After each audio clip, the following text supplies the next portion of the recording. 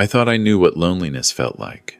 I was wrong. Sitting in the fifth row of the Hartford Convention Center on a Tuesday afternoon in May, surrounded by 2,000 strangers in folding chairs, watching my daughter cross that stage to receive her MBA, I felt more alone than I'd ever felt in my life. The irony wasn't lost on me.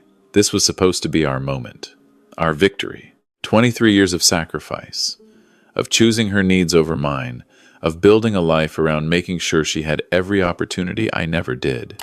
But as I sat there with my phone in my hand, camera ready to capture her speech as the class valedictorian, I had no idea I was about to record the moment that would change everything between us. Let me back up.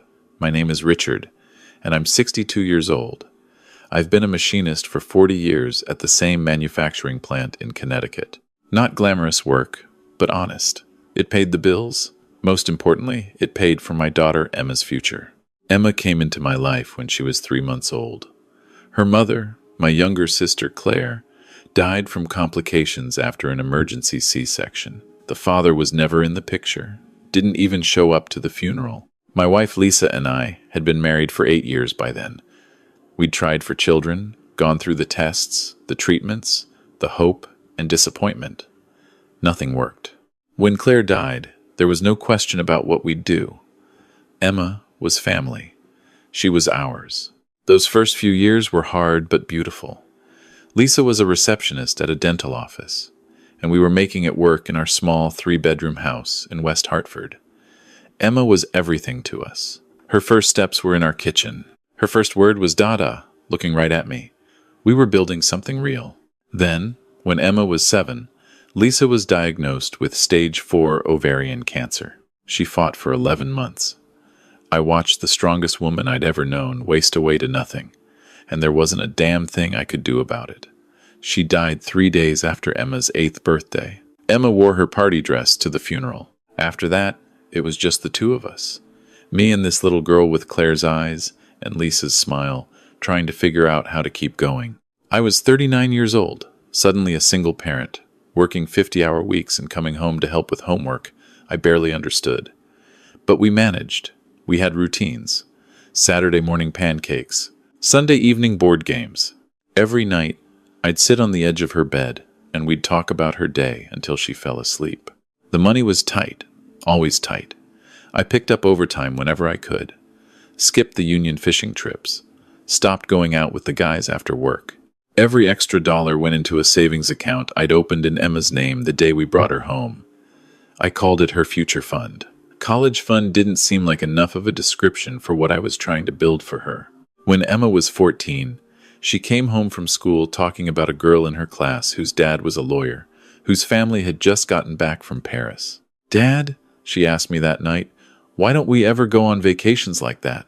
I remember exactly where I was standing, at the stove making spaghetti, and how my chest tightened at the question. I turned around and I told her the truth. Because I'm saving every penny I can so you can go to any college you want. So you can have choices I never had. Paris will still be there when you're successful enough to take yourself. She hugged me and said, "I don't need Paris, Dad. I have you." I held on to that. High school was when things started to shift. Emma was brilliant, driven in a way that amazed me. Straight A's, honor society, debate team. She had ambition I could only dream about when I was her age. I was so proud I could barely stand it. But it was expensive. SAT prep courses, college application fees, a laptop for school projects that cost more than I made in a week. I said yes to all of it. I'd eat ramen for a month if it meant Emma had what she needed. The house we lived in was the house Lisa and I had bought together. 3 bedrooms, small yard, 15 minutes from my plant. The mortgage was almost paid off. I'd been planning to have it done by the time I was 50, but then Lisa got sick and medical bills ate through our savings. Still, by the time Emma was applying to colleges, I only owed about $40,000 on it. The house was worth maybe $280,000. It wasn't much, but it was mine. It was ours. Emma got accepted to Yale. Full ride for undergrad. I cried when we got that letter. My daughter was going to Yale. A girl whose mother died before she could remember her. Raised by a machinist in a town where most kids were lucky to make it to community college. Yale wanted her. We celebrated at Applebee's. her choice. And I remember thinking this was what everything had been for. This moment right here, she thrived there. Dean's List every semester. Internships in New York City that she'd come home from talking about markets and strategies and people with names I couldn't pronounce. She was moving into a world I didn't understand, and I was so damn happy for her. Senior year, she told me she wanted to get her MBA. Dad, I could be making 6 figures by the time I'm 30 if I play this right. I want to go into corporate finance. The MBA program would cost her. Yale gave her a partial scholarship, but she'd need about $90,000 for the 2-year program. She had some savings from her internships, maybe $15,000. She'd need loans for the rest. Big loans. The kind that would follow her for decades. I couldn't let that happen. I couldn't let her start her brilliant career buried under that kind of debt. She'd worked too hard, given up too much of a normal childhood, so I could work all those hours. This was my chance to set her up right. I refinanced the house, took out a home equity loan for $120,000, paid for her entire MBA program, and gave her an extra $30,000 for living expenses so she wouldn't have to work during school, could focus entirely on her studies. I didn't tell her about refinancing. I just told her I'd saved more than she knew, that I wanted her to have this. She cried and hugged me and said, "Dad, I'm going to make you so proud. I'm going to make all of this worth it." "You already have," I told her. The MBA program was intense. She was up in New Haven during the week, came home most weekends those first few months. Then the weekends got less frequent. She was networking, joining clubs, doing case competitions. I understood.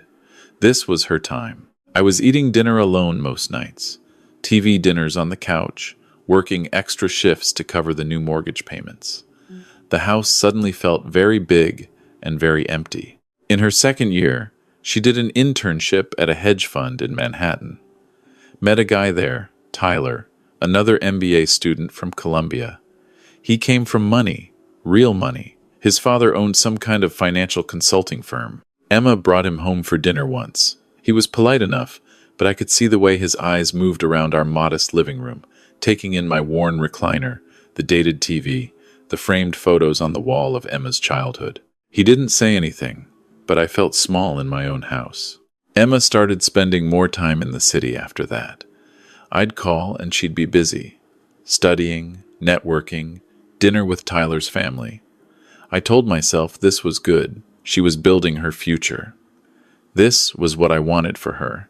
Then she told me about Professor Michael Chen. He was her corporate strategy professor, apparently some kind of legend in the business school world. Former Goldman Sachs executive, multiple best-selling books, had started his own consulting firm that advised Fortune 500 companies. Emma talked about him constantly. "Dad, Professor Chen says this." Professor Chen connected me with this opportunity. Professor Chen thinks I should consider this path. I was glad she had a good mentor. Really, I was. The program was supposed to prepare her for the real world, and having someone successful in her corner seemed like a blessing. She started doing independent study with him, her final semester, working on some research project I didn't really understand, but that she was clearly excited about. Graduation was approaching. Emma had accepted a position at a major investment firm in Manhattan, starting salary of $165,000 plus bonus potential. I nearly fell over when she told me. That was more than I'd made in any 3 years of my life combined. She'd done it. We'd done it. She called me in April, 6 weeks before graduation. "Dad, I have something amazing to tell you. I've been selected as the class valedictorian. I get to give a speech at the ceremony." I felt my eyes water right there on the phone. "Emma, that's incredible. I'm so proud of you, sweetheart. I want you there, Dad. Front row if possible. This is our day. None of this would have happened without you." I requested the day off work 3 months in advance. Bought a new shirt and tie. First new clothes I'd purchased in probably 4 years. Got my hair cut the day before. I drove up to Hartford the morning of the ceremony, 2 hours early, because I wanted to make sure I had a good seat. The auditorium was massive, but they had reserved sections for families of graduates. I found a seat in the 5th row, close enough to see everything clearly. The ceremony started at 2 p.m. There were speeches from the dean, from some alumni donor. the usual formalities. Then they announced Emma as the valedictorian, and my heart was pounding as I watched her walk to the podium. She looked beautiful in her cap and gown, professional, confident. Nothing like the little girl who used to sit in my lap during thunderstorms. I held up my phone to record. This was going to be the video I'd watch on bad days, on lonely nights, proof that everything had been worth it. Emma began speaking. She thanked the dean, the faculty, her classmates. She talked about the journey they'd all been on together, the challenges they'd faced, the growth they'd experienced. Then she said, "But I want to take a moment to thank someone who fundamentally changed the trajectory of my life." I sat up straighter. The camera was steady in my hands. 2 years ago, I walked into Professor Michael Chen's corporate strategy class, and I thought I understood business. I thought I knew what success looked like. But Professor Chen showed me that real excellence requires not just intelligence, but vision, courage, the willingness to take risks and trust in your own potential. She paused, and I could see her getting emotional. The audience was silent. Professor Chen became more than just a teacher to me. He became a mentor, a guide, and if I'm being completely honest, he became the father figure I needed at this critical point in my life. Someone who believed in me not just as a student, but as a future leader. Someone who challenged me to think bigger than I ever had before. Someone who saw potential in me that I didn't even see in myself. The world tilted. I felt like I'd been punched in the chest. "Professor Chen, you told me that I was capable of anything I set my mind to. You opened doors for me. You introduced me to people who will shape my career. You gave me confidence when I doubted myself. You were there for the late-night panics before presentations, the strategic advice on career choices, the honest conversations about what it takes to succeed in this field. You've been my champion, my advocate, and my guide through one of the most transformative periods of my life." I could see her looking towards someone in the front row, someone I couldn't quite make out from where I sat. I know I'm supposed to keep this short, but I can't move forward without acknowledging that the person I'm about to become, the career I'm about to start, the life I'm about to build, it's all been shaped by your guidance and belief in me. Thank you, Professor Chen, for being the father figure I needed to become the person I am today. The applause was thunderous. Emma was wiping tears. Other graduates were standing up. I sat completely still, phone still recording, watching my daughter on that stage thanking another man for being the father she needed. 23 years.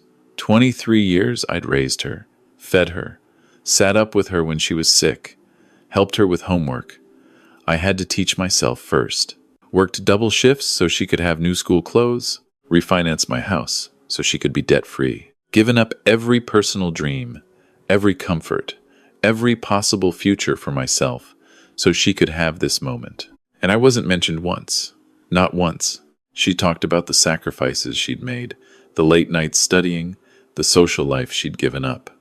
She thanked her classmates for their support. She thanked Tyler, her boyfriend, for being her rock this past year. She thanked Professor Chen again in her closing remarks.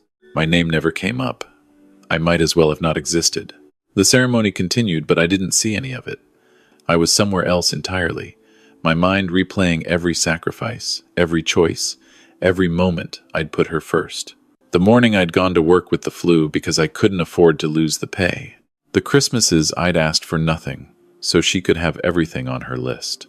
The vacation I'd been saving for, just for me, that I'd emptied to pay for her summer program before junior year of high school. The nights I'd eaten cereal for dinner so she could have proper meals. The dates I'd turned down, the relationships I'd never pursued because I was too busy being her father. Being her father, the father she needed. Apparently, I wasn't. When the ceremony ended, people flooded toward the exits and the reception area. I sat in my seat. I don't know for how long. Eventually, my phone rang. "Emma, Dad, did you see it? I can't believe I got through the whole thing without completely breaking down. Where are you? We're taking photos outside. Professor Chen wants to meet you." Something in my voice must have been off when I said, "I'm still inside. I'll find you in a bit." "Okay, but hurry. Tyler's parents are here too, and I want you to meet them. Oh, and Professor Chen brought his wife. This is so exciting." She hung up. I looked at the phone in my hand. I looked at the video I'd recorded, 12 minutes and 37 seconds of my daughter thanking everyone except me. I stood up. My legs felt strange, like they weren't quite connected to my body properly. I walked to the exit, past families hugging, past graduates laughing, past a world that suddenly felt completely foreign. I found Emma outside, surrounded by a crowd. She was radiant, glowing with accomplishment. Tyler had his arm around her. An older Asian man who must have been Professor Chen was standing close, talking animatedly with a small group. Emma saw me and waved. "Dad, come here. I want you to meet everyone." I walked over. She hugged me quickly, distracted. "This is my dad, Richard. Dad, this is Professor Chen and his wife, Dr. Chen. And these are Tyler's parents, Robert and Patricia Whitmore." Handshakes, polite nods. Professor Chen smiled warmly. "Richard, your daughter is exceptional. Truly one of the most talented students I've had in 20 years of teaching. You must be incredibly proud." "I am," I heard myself say. "I've been proud of her for 23 years. If he caught the emphasis, he didn't show it. Well, she's going to do remarkable things. I've already connected her with several colleagues at her new firm. She's going to rise fast." Emma was beaming. Tyler's mother was asking her about her new apartment in Manhattan. Someone was taking photos. I stood at the edge of the group, watching my daughter in the center of her new world, and I realized something with perfect clarity. I didn't belong here. I'd done my job. I'd gotten her to this point. But this life she was about to live, this glossy, expensive, sophisticated life, there was no room in it for a machinist from West Hartford who wore a 10-year-old suit to his daughter's graduation. "Dad, we're all going to dinner at this amazing restaurant Professor Chen recommended. Can you come?" Emma asked, still glowing. "I have to work tomorrow. Early shift. I should get back." The lie came easily. "Oh." For just a second, I saw disappointment cross her face. Then it was gone. "Okay. Well, thank you so much for coming. It meant everything to me that you were here. Everything." The word felt hollow. I hugged her goodbye, shook hands with everyone again, walked to my car in the parking garage, sat behind the wheel for 20 minutes before I could bring myself to start the engine. The drive home was 2 hours of silence. I didn't turn on the radio, just me and the highway and the growing weight of understanding what I'd actually heard on that stage. I got home to my empty house at 8:30, made a sandwich I didn't eat, sat in my recliner, and opened my laptop. I hadn't been planning to do this, but my fingers were moving before I could think about it. I logged into my bank account, the savings account in Emma's name that I'd been contributing to for 23 years. There was $183,412 in it. That was what was left after paying for the MBA. I'd been planning to give it to her as a graduation gift, a nest egg for her future, maybe help with a down payment on an apartment someday. Money I'd saved from overtime, from skipped vacations, from living as cheaply as possible for 2 decades. Money that represented every sacrifice I'd made. I sat there, looking at that number on the screen. Then I opened another window and logged into Emma's bank account. I'd been a joint owner since she was a baby, though I'd never used that access for anything except depositing birthday money from relatives. She had about $12,000 in her checking account, probably left over from her last internship. I transferred the entire $183,412 from the savings account into her checking. Then I wrote an email. "Emma, I've transferred your full inheritance early. This is money I've been saving for you since you were a baby. It's yours, completely. Use it for your apartment, your future, whatever you need. You've worked hard and you deserve every success. I'm removing myself as a joint owner on your accounts. You're starting your adult life and you should have complete independence. I'm proud of the woman you've become. Love, Dad." I hit send before I could second guess it. Then I went into the bank settings and removed myself from her accounts. I deleted her contact information from my beneficiaries. I sat there in the silence of my living room, the house that now had a mortgage I'd be paying until I was 75 years old, and I felt something that might have been relief or might have been the complete absence of feeling anything at all. My phone rang 30 minutes later. Emma. I didn't answer. It rang again and again. Then texts started coming through. Dad, what is this? Why did you send this email? Dad, answer your phone. Dad, I don't understand. Are you okay? Dad, you're scaring me. Please call me back. I turned off my phone, went upstairs to my bedroom, lay down on the bed, and stared at the ceiling until light started coming through the windows. The next few days were strange. I went to work, came home, made dinner, watched TV, ignored my phone, which I'd turned back on but kept on silent. Emma called 17 times the first day, 12 the second day, 8 the third day. Tyler called twice. Even Professor Chen called once, which almost made me laugh. I didn't answer any of them. Emma sent texts that grew increasingly frantic. Dad, please, I need to know you're okay. I'm so sorry if I hurt you. Please just talk to me. Dad, I'm worried sick. On the fourth day, I finally sent one text back. I'm fine. Enjoy your new life. You've earned it. She called immediately. I didn't answer. The voicemail she left was tearful. Dad, I don't understand what's happening. Did I do something wrong? Please talk to me. I love you. I need you to explain what's going on. I deleted it without finishing listening. A week after graduation, she drove down to the house. I saw her car pull up, and I went upstairs to my bedroom, locked the door. She knocked on the front door for 5 minutes. Then she called my phone from the driveway. I watched from my window as she sat in her car for an hour before finally driving away. She left a note tucked in the screen door. Dad, I love you. Whatever I did, I'm so sorry. Please let me make it right. You're my father. You're everything to me. Please don't shut me out like this. I read it once, then threw it away. The weeks passed. Emma started her new job in Manhattan. She moved into an expensive apartment in the financial district with Tyler. I knew this because she sent me an email with her new address. In case you want to visit. Or in case you need anything. Dad, I miss you so much. Please tell me what I did wrong. I didn't respond. My coworkers noticed I'd gotten quieter. My supervisor asked if everything was okay.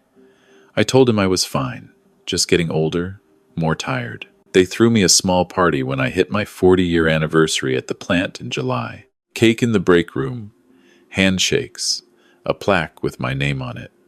I went home alone and put the plaque in a drawer. Summer turned to fall.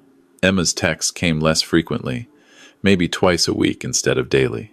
They were still loving, still confused, still apologizing for something she didn't even understand she'd done. Each one was a small knife. I read them all, responded to none. In October, she sent a long email. She'd been thinking a lot, she said, trying to understand what had happened. She talked about the graduation speech, asked if that's what had hurt me. Dad, if that's what this is about, I need you to understand that Professor Chen was incredibly important to my education and my career prospects, but he's not my father. He could never be my father. You raised me. You loved me. You gave me everything. I was just trying to acknowledge someone who helped me professionally. It wasn't meant to diminish you or what you've done for me. Please, Dad. I can't stand this silence. I can't stand not having you in my life. You're all I have. I read that email 5 times. Almost called her. Didn't. November came. Thanksgiving. Emma sent a text asking if I wanted to come to the city. She and Tyler would cook dinner. When I didn't respond, she asked if she could come home. I texted back, I have plans. I spent Thanksgiving eating a turkey sandwich and watching football alone. My phone stayed silent all day, and somehow that hurt worse than the texts. December. The first real snow. Emma sent a photo of the city covered in white. Remember when you'd take me sledding at Elizabeth Park? I miss those days. I miss you, Dad. I looked at that photo for a long time. I did remember. She couldn't have been more than 6, bundled up in a pink snowsuit that was slightly too big, shrieking with joy every time we went down the hill. Lisa had been alive then. We'd been a family. Christmas approached. Emma sent an invitation to a holiday party she and Tyler were hosting. Then, when I didn't respond, she asked if she could come home Christmas morning, just for an hour, just to see me. I didn't answer. On Christmas Eve, my phone rang. Not Emma, a number I didn't recognize with a New York area code. I almost didn't answer, but something made me pick up. Mr. Hartley, this is Tyler Whitmore, Emma's boyfriend. I know who you are. Sir, I'm calling because I'm worried about Emma. She's not doing well. She barely eats. She can't sleep. She cries almost every night. She's excelling at work, but she's completely miserable because she doesn't understand why her father won't speak to her. I know this isn't my place, but whatever happened, whatever she did, she's devastated. She loves you more than anyone in the world. Then she has a funny way of showing it, I said, and hung up. I sat in my living room that night, looking at the small Christmas tree I'd put up more out of habit than any real holiday spirit, and I let myself really think about what I was doing. Emma was suffering. That much was clear. She'd apologized, tried to fix things, begged for a chance to make things right. But every time I thought about calling her, I heard her voice from that stage, the father figure I needed. I saw her surrounded by her new life, her successful boyfriend, her powerful mentor, all the people who would carry her forward into a future where a machinist from Connecticut was just an embarrassing footnote. The man who raised her, sure, but not sophisticated enough, not educated enough, not wealthy enough to really be part of her shiny new world. I'd given her everything so she could have the life I never did. And she'd succeeded. She'd gotten exactly what I wanted for her. The fact that it meant growing beyond me, that was the point, wasn't it? That was what I'd sacrificed for. So why did it hurt so goddamn much? New Year's came and went. I worked overtime on New Year's Eve, time and a half. Might as well. Came home at midnight to a dark, cold house. Made a resolution. Move on. She had her life. I had mine. This was just how it was going to be. January. February. The texts from Emma had slowed to once a week, usually just "I love you, Dad," with no expectation of a response. Each one felt like a little death. Then, in early March, almost 10 months after graduation, I got a different kind of message. An email, long and detailed. Emma's voice, but different, more mature, more aware. "Dad, I've been doing a lot of therapy. I need you to know that first. I started going in July because I was falling apart, and I didn't know how to fix what was broken between us. My therapist has helped me understand some things. I need to tell you what I've figured out. Even if you never respond, I need you to know that I finally understand." I watched my graduation speech again last week. Really watched it. I heard the words I said about Professor Chen being the father figure I needed. And Dad, I understand now why you disappeared. I understand what that must have felt like to hear. You raised me.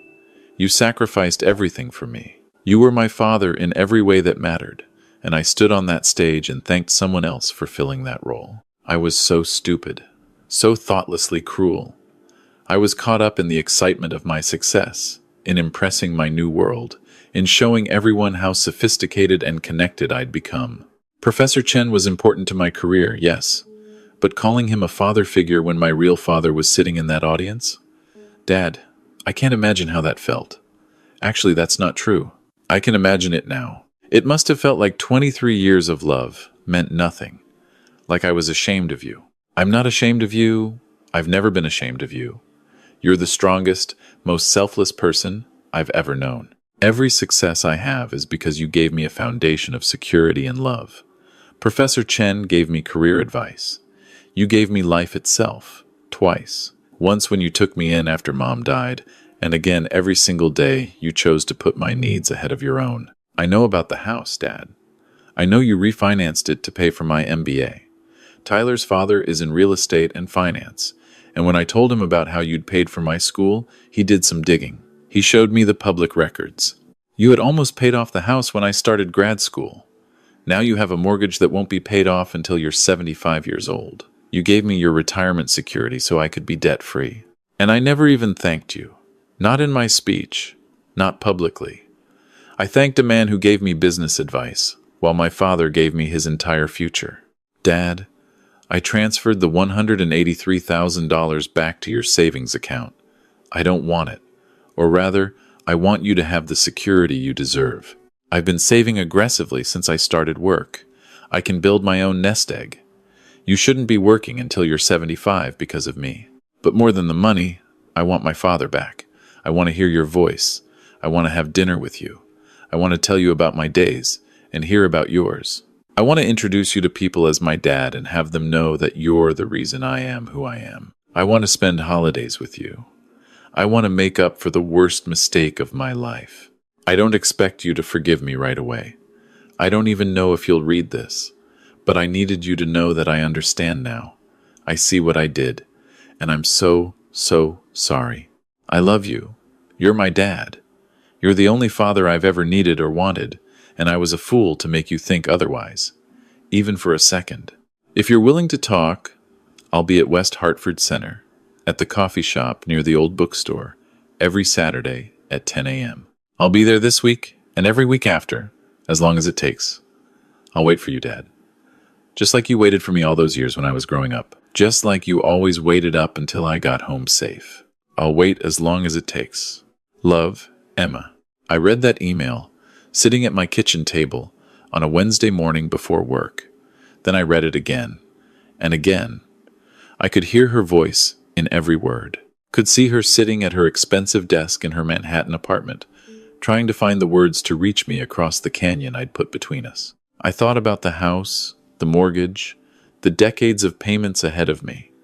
I thought about her sending back the money, trying to give me back my security. I thought about her sitting in a coffee shop every Saturday morning, waiting for a father who might never show up. And I thought about that little girl with Claire's eyes and Lisa's smile crawling into my lap during thunderstorms. The teenager asking me to teach her how to change a tire. The young woman calling me from college, homesick and overwhelmed. My daughter, my Emma. She'd made a mistake. A big one. A painful one. But she was 25 years old, excited about her success, trying to navigate a new world. And instead of telling her I was hurt, instead of giving her a chance to understand and apologize, I'd cut her off completely. For 10 months, almost a year of her life spent not knowing if her father would ever speak to her again. What kind of lesson was that? What kind of love?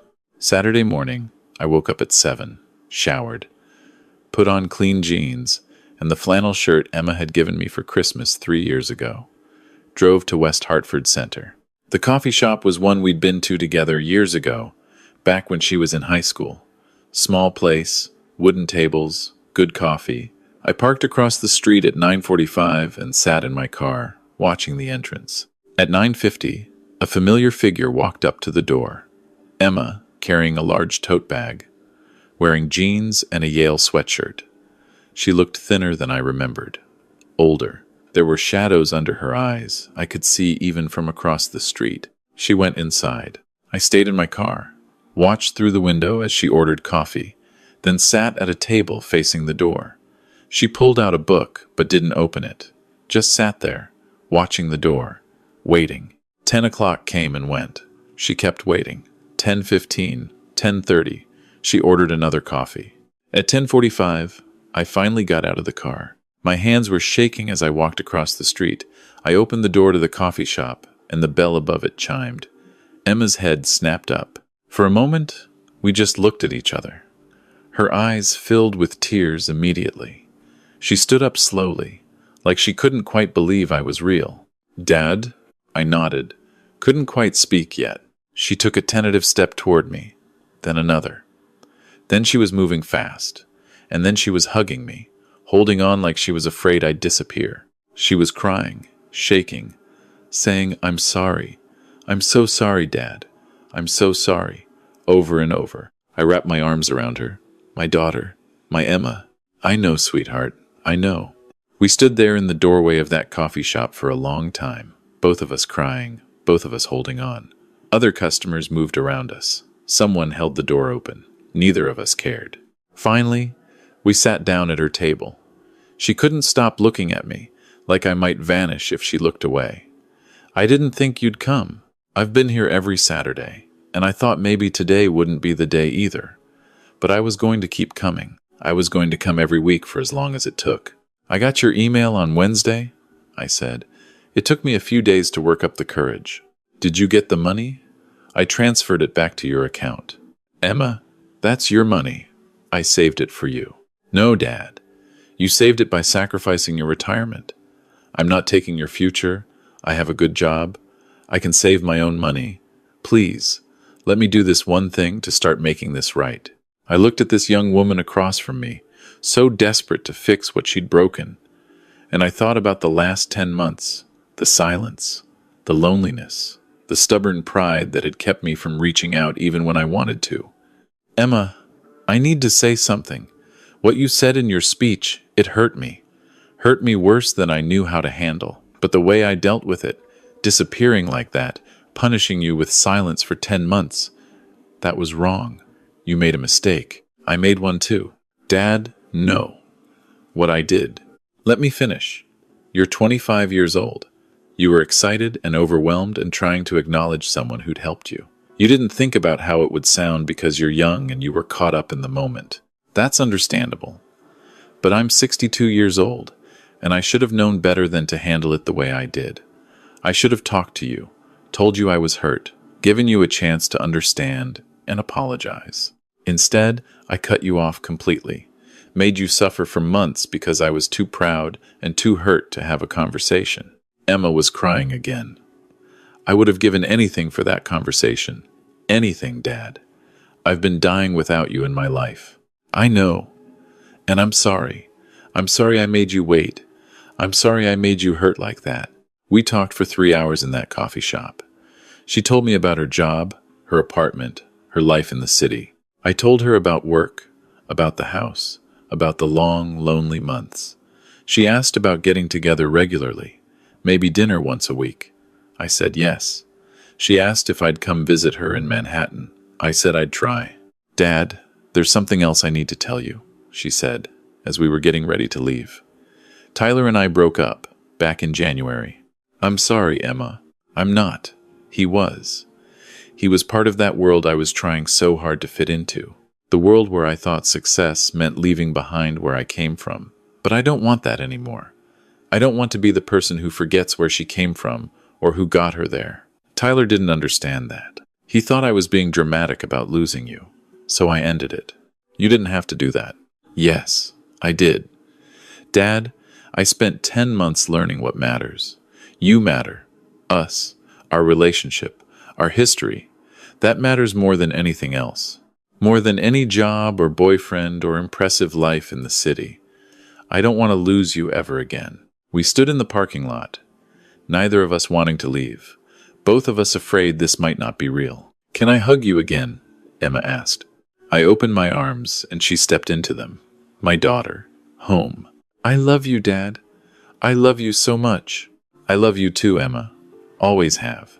Even when I was too stubborn to show it. We stood there as cars pulled in and out, as people walked past, as the world moved around us. Father and daughter, finding our way back to each other. It's been 4 months since that day in the coffee shop. Emma comes home every other weekend. We have dinner, watch movies, talk about everything and nothing. She's teaching me about her work, and I'm trying to understand financial markets and corporate strategy. She's learning about machining, asking questions about my job she never asked before. Last month, she brought me to a work event, some charity gala her firm was sponsoring. She introduced me to everyone as my dad, Richard. He raised me by himself and worked for 40 years at the same plant so I could have every opportunity. He's the reason I'm here. She said some version of that to probably 30 people that night. Every single time, she looked at me with pride, like I was someone worth showing off.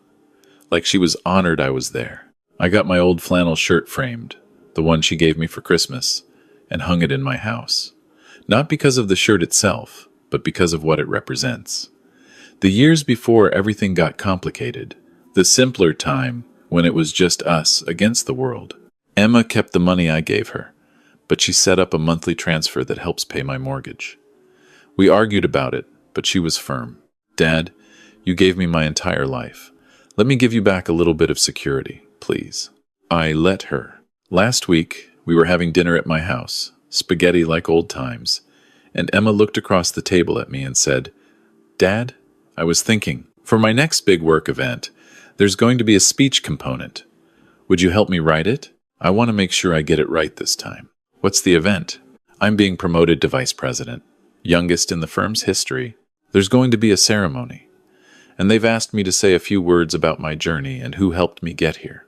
I felt my chest tighten, just a little. Old wounds. Emma, you don't have to. Dad. She reached across the table and took my hand.